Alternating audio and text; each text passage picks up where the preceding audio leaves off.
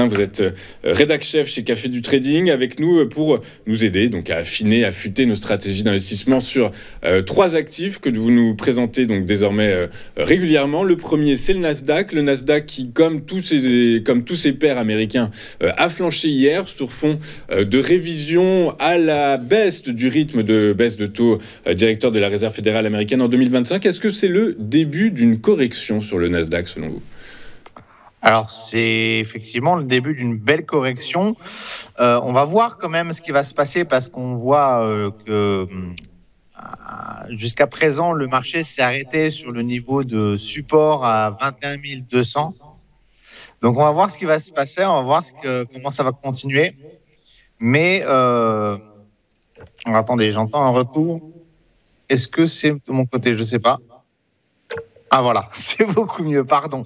Ça me déstabilisait un petit peu. Donc oui, pour revenir sur ça a été le market mover depuis fin 2023 et sur toute l'année 2024, on l'a attendu avec beaucoup d'impatience. La baisse des taux de la Fed qui a été le market mover de toute l'année. C'est aussi, alors avec les élections de Donald Trump, c'est aussi ce qui a permis à partir du mois de septembre de propulser les marchés sur les marchés américains, notamment le Nasdaq, sur ses plus hauts. Et là, effectivement, les chiffres de l'inflation. Alors déjà, pourquoi on aurait potentiellement un début de fin de baisse des taux ? Déjà parce que l'inflation est en hausse. Elle était à 2,4% en septembre, 2,6% en octobre, maintenant 2,7%. Donc, on n'est pas sur Alors, on reste quand même sur des niveaux d'inflation complètement maîtrisés par rapport à ce qu'on a pu connaître ces derniers temps. Mais on n'est quand même pas sur une bonne tendance. Et vous savez que les banques centrales jouent avec les taux d'intérêt. Et c'est un jeu difficile et c'est un jeu d'équilibre très difficile.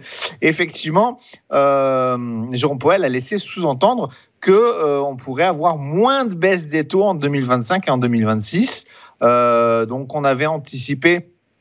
On anticipe maintenant. Alors là, on est à 4,5, si je ne dis pas de bêtises. On avait anticipé pouvoir descendre jusqu'à 3,4. Là, on est plus sur des anticipations à 3,9. Donc, ça met un gros coup de frein sur les marchés américains, surtout sur les marchés de la tech. Alors, le Nasdaq, le S&P 500, il a aussi quand même pas mal baissé hier. Mais c'est surtout le Nasdaq qui a fait une baisse spectaculaire de plus de 3,5% dans la journée, mettant un gros coup de frein sur la hausse. Parce qu'effectivement, cette hausse, elle était soutenue par cette possibilité de baisse des taux. Donc, si on revient sur des taux, vous savez, les marchés anticipent. Donc, même aujourd'hui, les taux actuels restent quand même super attractifs pour des investisseurs qui ne veulent pas prendre de risques.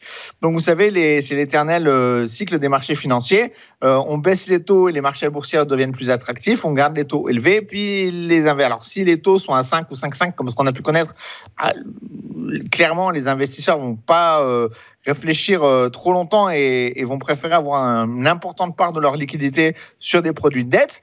Maintenant, 4,25, 4,50, on est encore sur des taux attractifs. Donc on avait anticipé que les taux pouvaient aller plus bas.